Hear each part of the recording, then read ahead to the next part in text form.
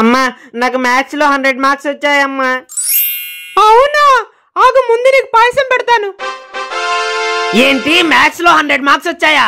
ఆగు, వెళ్ళి స్వీట్స్ తీసుకొని వస్తాను. శభాష్ రా మనవడా, నా ఎకరం పొలం నీకే. ఒరే మనవడా, నా పింఛన్ డబ్బులు నీకే. మ్యాథ్స్ ఒక దానిలోనే వచ్చాయమ్మా, మిగతా సబ్జెక్టులో ఫెయిల్ అయిపోయాను.